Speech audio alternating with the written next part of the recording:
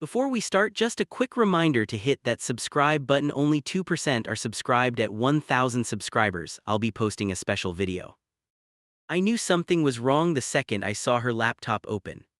Nobody leaves their work email up in the middle of the afternoon. I am Dan, 34, and that screen almost stopped my heart. Even now, I feel my chest tighten when I picture that moment. Back then, I thought it was just a weird glitch, not a bomb. The subject line was short enough to punch me in the face. Resignation effective immediately stared back at me. I stared at those words until they blurred and snapped back into focus. Part of me wanted to close the laptop and pretend I had not seen anything. Instead, I clicked the email and opened the full message because I already knew this was bad. Her note was neat and polite, and it read like a breakup letter. She thanked her boss for the opportunity and said she was ready for a new chapter at home. My brain snagged on that last part and refused to move. No plan mentioned, no discussion, no warning, just a clean exit and a smiley line about freedom. It was addressed to her whole team, which meant this was not some draft she forgot to delete. The timestamp sat there like a joke I was not getting. She had sent it 3 hours earlier while I was in a staff meeting across town. 3 hours where she could have called or texted, or at least hinted that our life just flipped. Instead, she hit send at work and then kept moving like nothing exploded. I remember thinking maybe I was the one overreacting, which sounds insane now. My phone buzzed on the counter and I jumped like I had been caught. It was just a notification from my bank that I swiped away without reading. If I had opened it right then, this whole story would be different.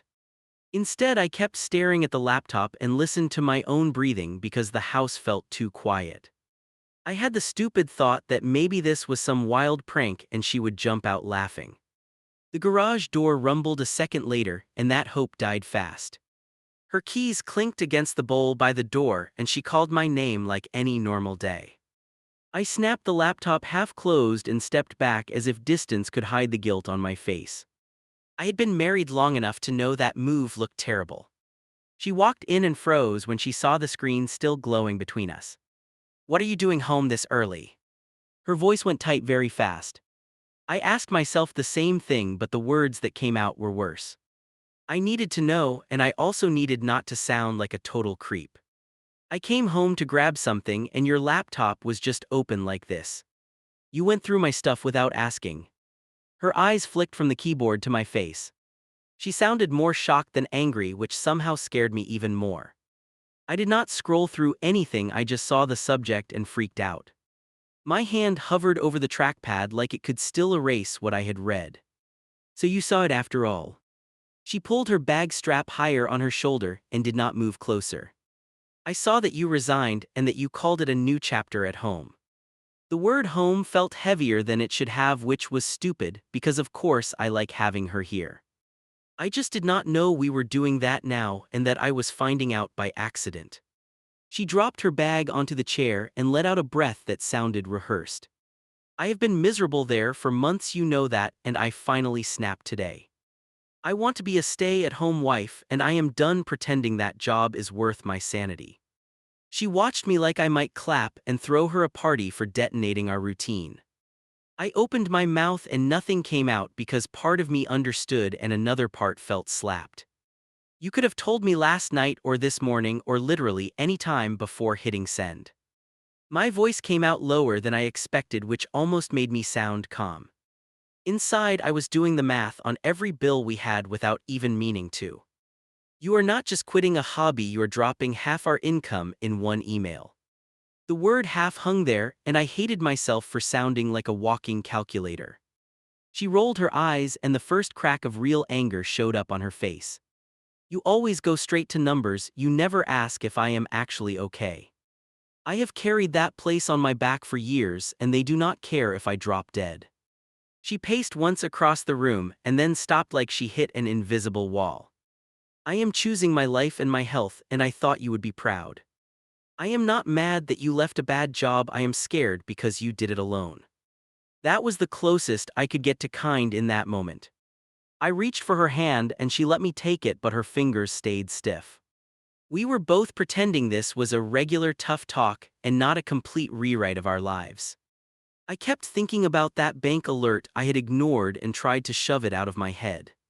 You need to trust me on this. She squeezed my hand, then pulled away and headed for the kitchen. I have a plan and I will figure it out, yo. You just have to relax and let me handle things. She opened a cabinet like the conversation was settled and I was the one making drama. In her head, the decision was made and my job was to adjust around it. Looking back, that line about having a plan should have sent me straight to every account we owned. At the time, I wanted to be the supportive husband and not the suspicious one, so I nodded instead. I told her we would talk later after I wrapped my head around it, even though my head was already spinning. She smiled in this tired, victorious way, and that should have scared me more than her anger. I did not know that in a week that email would feel harmless. I unlocked my phone that night and opened the banking app. My thumb hovered over the screen like I could stall the numbers. Part of me hoped she was right and everything would look normal. The balance popped up and my stomach dropped fast. We were missing more than a paycheck and I knew it. I thought maybe I misremembered the amount we had saved. You ever lie to yourself like that for a minute just to breathe? I refreshed the page twice like the digits might jump back up. They stayed low and that quiet little lie died. Something had already been draining us before the resignation. I tapped into the savings account and felt my jaw clench. Our emergency fund looked sliced down like someone skimmed it slowly. Not cleaned out, just trimmed enough to feel sneaky. I scrolled through the recent activity and saw a trail of withdrawals. Every line carried her name and a date I did not like. She hummed from the next room while I counted transactions in my head. The sound made me feel ridiculous for playing detective on my own wife. But each transfer had that vague online purchase label that hides everything. Random amounts, nothing round, nothing obvious, just messy little cuts. It looked less like one big splurge and more like a habit. What are you doing in here? Her voice came from the doorway and made me lock the screen. I did it on reflex like a teenager hiding some guilty secret. I am checking something for work, I blurted out and hated myself. She watched me too long for that answer to land clean. I reopened the app and turned the phone so she could see. Actually, I am looking at our accounts because I noticed some changes. My finger tapped the savings line and my throat went dry. Have you been moving money around without telling me? I tried to sound calm and probably failed. She walked closer and leaned over my shoulder with a small sigh. I knew you were going to flip over this.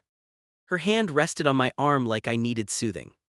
Relax, I have been cashing out small amounts while I figured things out. The job was killing me and I needed options. Options is a nice word until you see it in the transaction history. I asked what kind of options required, tapping the emergency fund. She pulled her hand back and crossed her arms tight. I did not drain it, I just used a portion to get breathing room. I was going to tell you once I had everything lined up. What exactly is lined up? The question came out sharper than I meant. I pointed at one of the bigger transfers with the stupid label. This one here, what was that for? My heart rattled harder than the question deserved. She glanced at the screen, then shrugged like it was nothing. That was for some online stuff I needed while planning the transition. Courses, things to help me reset my life after walking away from that hell. She reached for the phone and clicked back to the main page. You always jump to worst case before you even ask. Maybe I do highlight disaster too fast, I know that about myself. But watching that total shrink without any warning felt like betrayal. We agreed that account was for real emergencies, not life coaching packages. I reminded her of that deal and my voice came out rough. She rolled her eyes in a way that made my skin heat up. You are so focused on spreadsheets you forget we are actual people. She walked to the counter and opened a drawer like the discussion bored her. I spent years drowning at that desk and you saw me crumble every night. I finally took control and you are mad your chart looks different. Do you hear how cold that sounds when you talk about our future? I hated that she had a point and that it still felt wrong. Yes, I saw her come home wiped and quiet for months. That did not change the fact that rent and insurance would not care about her vision. We could support a reset, we could not bankroll a mystery. I told her we needed a clear plan on paper, not vibes. She laughed once and it sounded more tired than amused. I do have a plan, you just cannot see it yet because it is not finished. You are acting like I grabbed your wallet and ran off with strangers. I used our money to build a softer life for both of us. You are supposed to be on my side while I figure this out. That line hit me harder than the missing dollars. Being on her side apparently meant nodding while she moved money in secret. I started doing quiet math in my head while we argued. One salary, new expenses, hidden spending, it all spun together. I could feel the ground tilt, and she called it freedom. I told her we could rework the budget together in the morning. I said we should log in side by side and walk through everything. Her face shut down like I had suggested an audit. I am not sitting through one of your financial lectures after today. You handle the bills, I will handle the home. That is the deal now. That sentence sat between us like a contract I never signed. Home suddenly sounded less like a place and more like her new job title. I knew if I pushed harder right then the night would explode. So I nodded again and hated myself for doing it twice. I decided to watch the numbers quietly and let her think she had won. Looking back, that choice might be the moment everything really went sideways. If I had insisted on that joint review, I would have seen the full picture. The hidden part was still buried in accounts I had not checked yet. For now, all I saw was a shrinking buffer and a wife chasing an invisible dream. I did not realize the worst charges were sitting just one report away. I hit the button for full credit report and my hands shook. Lunch break, half-eaten sandwich on my desk, browser spinning. I told myself I was being paranoid and dramatic again. The report finished loading and the first line hit me like a brick. Open accounts in my name, way more than we ever agreed on. We had 2 cards and 1 store line. The report showed 6 revolving accounts and a personal loan. For a second I honestly thought someone had stolen my identity. I zoomed in on the first unfamiliar card and read the open date. It started 8 months earlier while I still thought we were fine. My palms went sweaty on the mouse. The balance was high and the limit was almost maxed. Minimum payment due next week, amount way bigger than our usual extras. I scrolled to the next one and it was the same pattern. New account recent, balance already pushing the ceiling. You ever feel your vision narrow while you read? Like your brain refuses to take in anything except the ugly parts. Account after account stacked up with my name on them. No shared label, no hint that she had touched these applications. Just me supposedly opening lines I had never seen. I pulled the second bureau out of spite. Same story, same cards, same dates, now with even clearer details.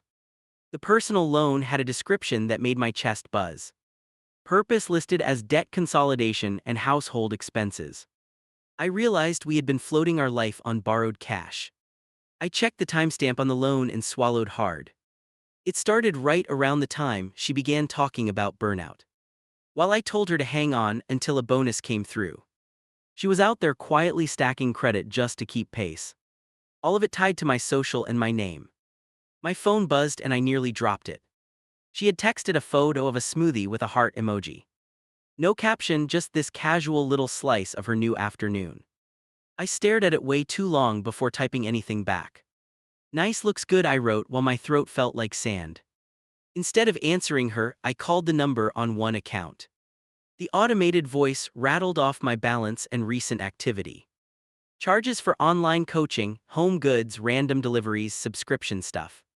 Payments just over the minimum every month, nothing aggressive. This was not a quick fix, this was a lifestyle. A rep came on the line and asked how they could help. I asked when the account was opened and who applied. They read out my name, my address, my email. I asked how the application had been submitted and they paused. Online, same day as another card, same IP, same device. I already knew whose device that was.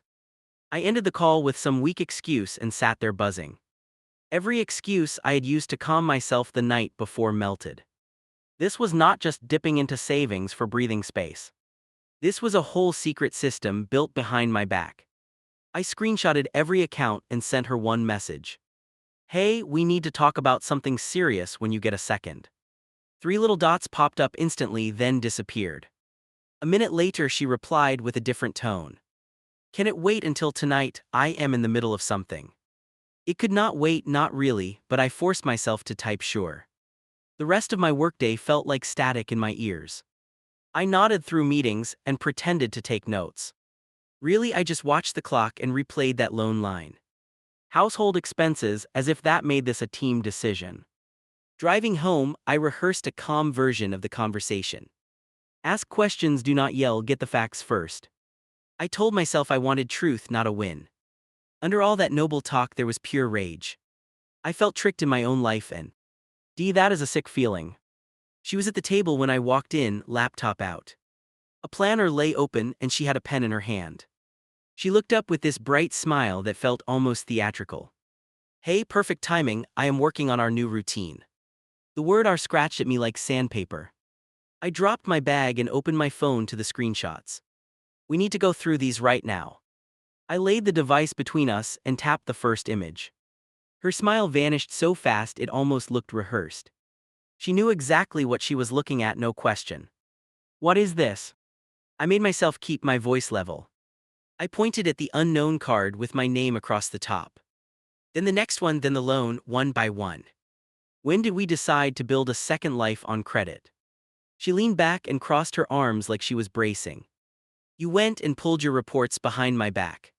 The way she put it almost made me laugh. Behind your back, after you signed me up for debt in secret. I held her gaze until she finally looked down at the screen. I did this to protect us. Her fingers tapped the table in a tight rhythm. You were always stressed about money, always worst case, always doom. If I told you I wanted to prepare to leave that job, you would panic. So I kept the juggling act on me so you could focus. You protected me by putting everything in my name. I could hear my own pulse over my words. If something goes wrong with these payments, they do not chase you. They come after my credit, my ability to borrow, my options. Explain to me how that is protection and not self-preservation. She pushed the laptop away and leaned closer like distance would help. I knew you would never agree to this if I asked. You are so cautious you would have killed the idea before it started. I needed a way to step off that hamster wheel and breathe. This was the only way I saw to do it quickly. There it was, the warped logic laid out on the table. I half expected to hear myself screaming in that moment, but I did not. Instead, my voice got quieter, which is usually worse with me. You have been paying only minimums while charging more every month. That is not a bridge, that is a trap, and you dragged me into it. She flinched at the word dragged and stared past me at the wall. I always meant to pay more once things settled down.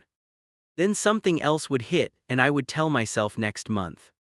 I kept thinking I would land some remote contract, something from home.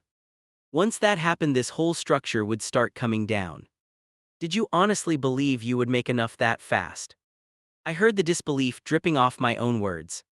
You quit your job before any of that materialized. You left steady income and stacked hidden debt in my name.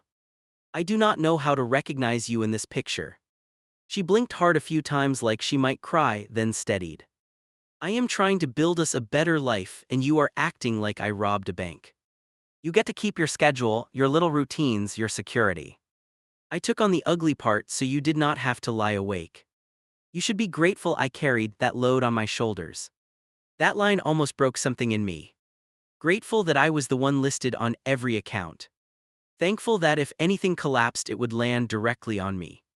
I realized she did not see it as lying, she saw it as service. I did not know whether that made it worse or just sadder. I told her we were done with secrets starting right then. Every card, every loan, every bill laid out together, no exceptions. If we were staying married, we were calling each company, adjusting everything. Her jaw tightened like I had suggested a punishment, not damage control. She looked at me in a way I did not recognize and said nothing. Later, writing this, I can admit I was not a saint in that conversation. I was harsh, I was cold, I was more accountant than partner. But I also know I was staring at a pile of choices made without me.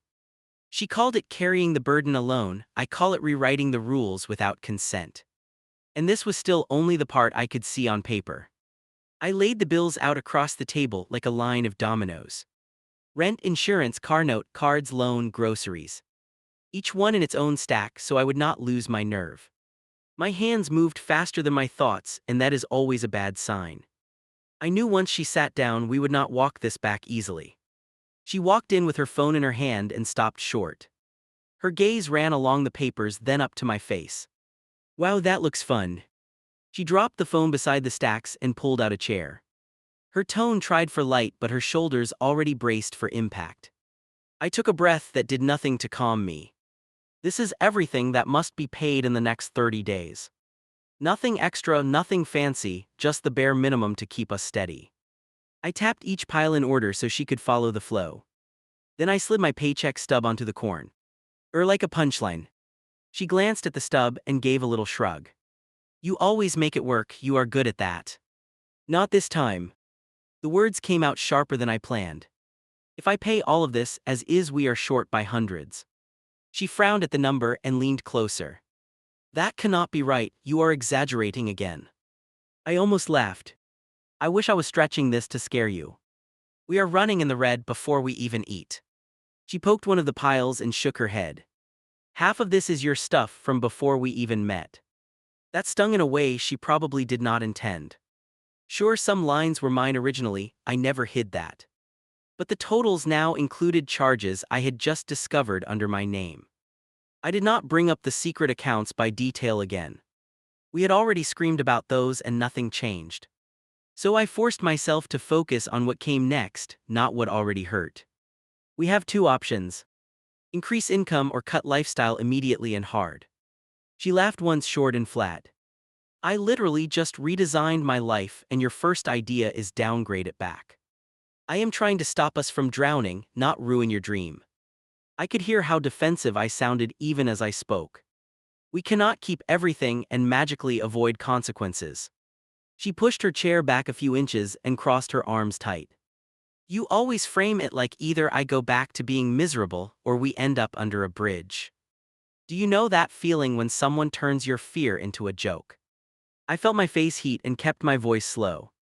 I am saying we need both of us contributing in some way, not just one. Her jaw clenched at that word. I am contributing, I run the house, I manage everything here now. You started doing that 3 days ago. The line slipped out before I could edit it. Her eyes flashed and I knew I had just stabbed straight at her pride. You think what I do here has no value. She leaned forward, palms on the table, knuckles pale. You want me chained to some toxic office so you feel safe. I do not want you trapped anywhere, I want a solvent. That word hung there like I had spoken another language. She let out a slow breath and shook her head. You have no vision, you are stuck in small thinking. My stomach tightened because I knew what was coming. If you hated this math so much you would be chasing a bigger role. Her gaze ran over my shirt like my whole career was a bad choice. Let me get this straight. I picked up one of the bills and held it up between us. You quit with no notice, signed me up for extra debt, and now your solution is that I just go make way more money by sheer will. She rolled her eyes but stayed silent. Tell me if I am missing a step in that plan. She reached for her phone and unlocked it with quick, stiff movements. I already told my friends I left that place for good. Her thumb flicked through messages I could not see. I am not crawling back to beg anyone, that chapter is closed. She looked at me like I was the only one who had not received the memo. I pointed at the loan statement near her elbow. We have maybe 3 or 4 months before this whole layout explodes. That is with nothing unexpected happening at all. No major repairs, no medical stuff, no surprises. After that we are choosing which bills to stop paying and hoping for grace. She tilted her head like I had just described bad weather. Then do not let it get there. My laugh sounded harsh to my own ears. How exactly? She shrugged as if the answer should be obvious. Ask for a raise, find a better company, start something on the side, men do that all the time. There it was. The script she had been writing without me. You are smart, you could double this if you stopped playing it safe.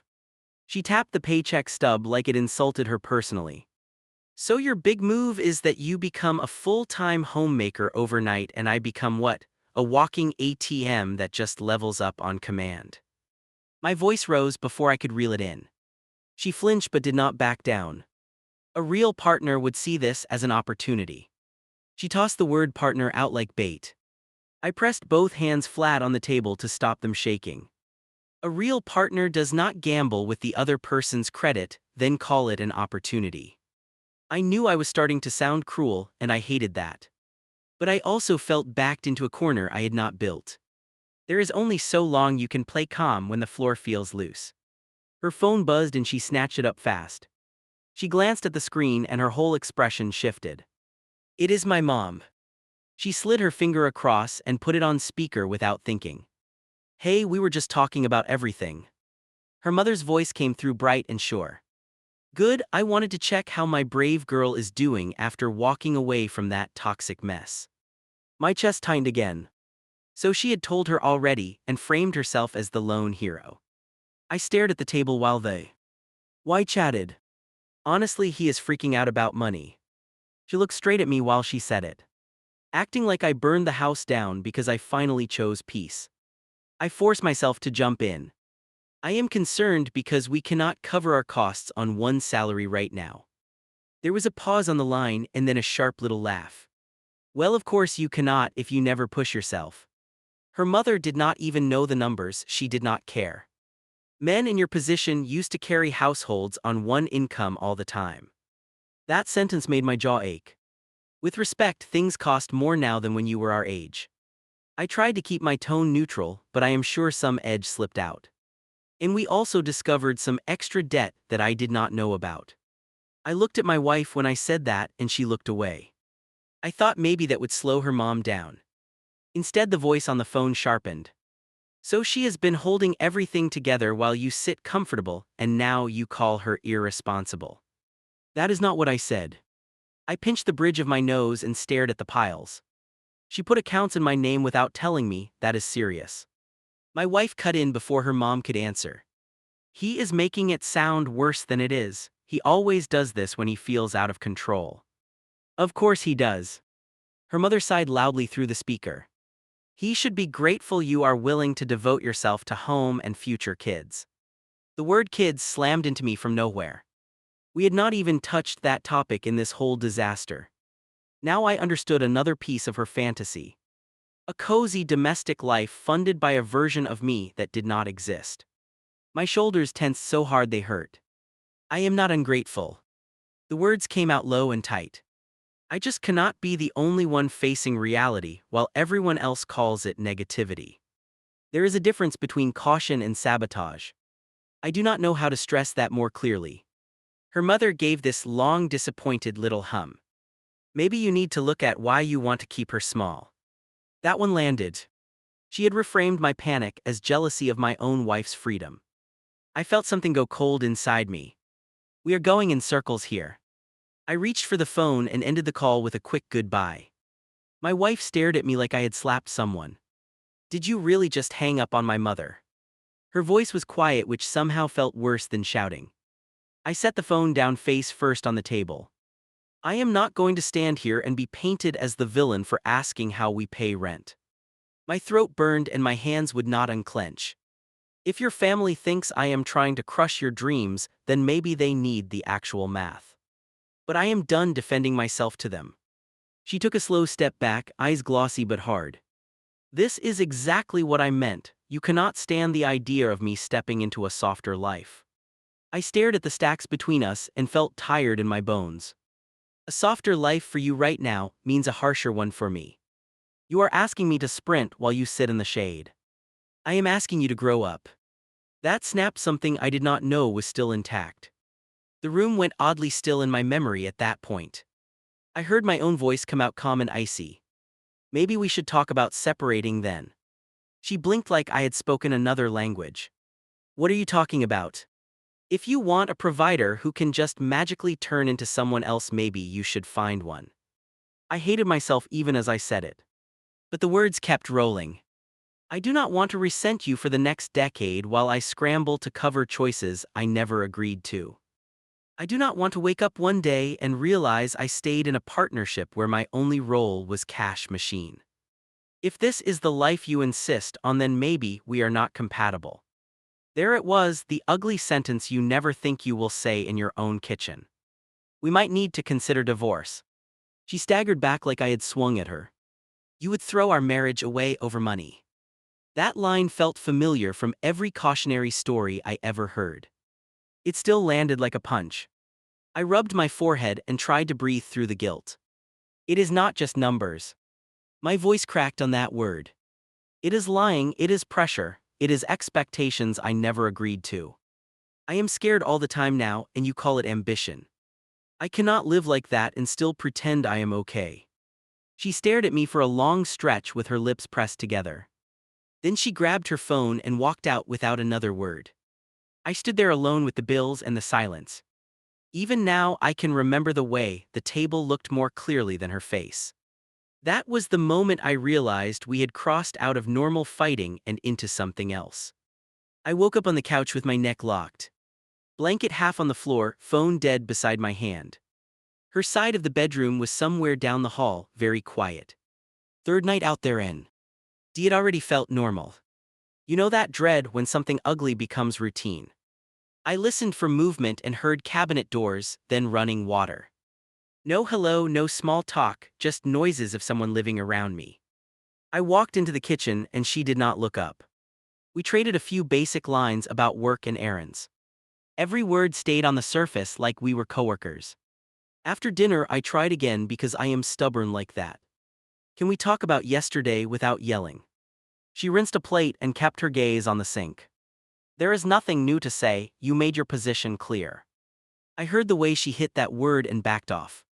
Later that night I heard her voice through the bedroom door. Muffled low, with those little bursts of laughter she used to save for me. I could not make out every phrase but I caught enough. He actually said divorce, no I am not giving in. My chest tightened and I stared at the ceiling until sunrise. By the fourth day everything in the house felt off. She moved around me like a roommate, not like somebody fighting for us. I came home early again because pretending at the office got exhausting. Our bedroom door stood open for the first time all week. There was a suitcase on the bed half packed. My legs went weirdly light when I saw it. Where are you going? She folded a stack of clothes and dropped them in. To my mom's for a while, maybe longer. She did not even pause to gauge my reaction. So that is it. I stepped closer and my voice came out hoarse. You quit, you rewired our finances, now you walk out. She zipped a side pocket and finally faced me. I am done being punished for wanting a different life. Punished. That word made my head spin. I have been sleeping on a couch and juggling numbers alone. You have support, you have people cheering you on. Who exactly is punishing you here? You threatened to end our marriage because I refused to crawl back. Her hands shook but her stare did not. I believe you meant it, so I am taking you seriously. I hated hearing my own words thrown back like that. I also knew she was not entirely wrong. I sat on the edge of the mattress and it felt like trespassing. We can still fix this if we both adjust. You can stay here and we can find some compromise. Maybe part-time, maybe remote work, something that actually pays. We do not have to jump straight to leaving. She closed the suitcase for a second like she might consider it. Then she shook her head and unzipped it again. I am not bargaining my piece anymore. She shoved another outfit inside with jerky movements. You want me to suffer so you feel safe, I am done. This is not about comfort, this is about survival. I wrote those numbers down for a reason. We cannot afford 2 lives and 1 paycheck. You know that even if you will not say it. She looked away like the wall was more interesting. She grabbed her purse and dug around for chargers. Plenty of couples live on 1 income, yours just feels small. That one stung in a special way. So you are leaving, and your parting shot is that I do not earn enough. She shrugged like we were debating restaurant choices. You asked if we should split, I am giving you space. Her voice stayed weirdly even.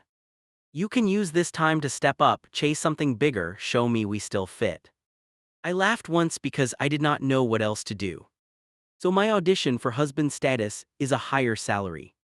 I need a provider, not a hall monitor with spreadsheets. She slid the suitcase off the bed and stood it upright.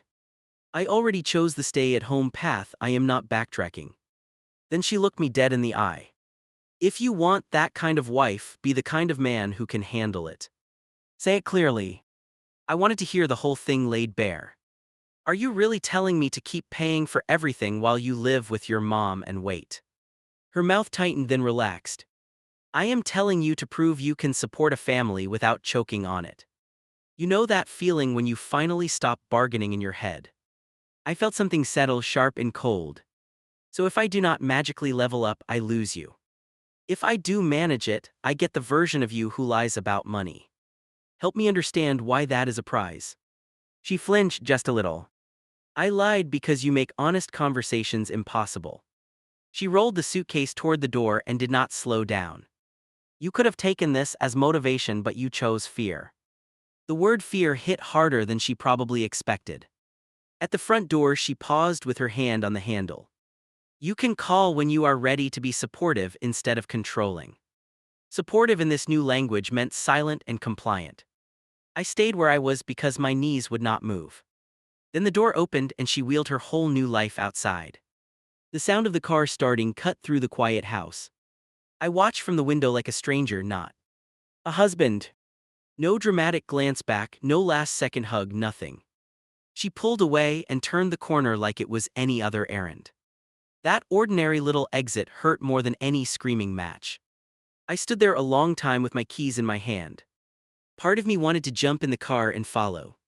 Part of me wanted to drive in the opposite direction and never stop. Instead, I walked back to the table and gathered the scattered bills. They felt lighter and heavier at the same time. I opened my laptop and logged into the accounts again. Same balances, same deadlines, same ugly math. The only difference now was the silence. No one in the next room calling me dramatic for caring. Just me, the numbers, and the sound of my own breathing. I thought about calling a lawyer, then closed the browser. I thought about calling my parents, then set the phone down. Every option felt huge and sticky and permanent. Posting online felt stupid and small by comparison. That might be why I did it. I typed out the title before I lost my nerve. My wife quit her job without telling me to embrace the stay-at-home lifestyle and told me to. My fingers hovered over the keys for a second. I finished it in one rush. And told me to shut up, earn more, and prove I deserve her. The words looked unreal on the screen. I added the whole story in blocks, trying to stay honest. Where I messed up, where she did, where we both dug in. I did not make myself the hero, and I did not make her a cartoon villain. I just wrote it the way it feels sitting here alone right now. When I hit post, my hands would not stop shaking. Strangers would read this and judge both of us. Maybe they would call me weak, maybe they would call her entitled. Maybe they would say we are both idiots and should run. Either way, I needed someone outside this mess to tell me if I am crazy.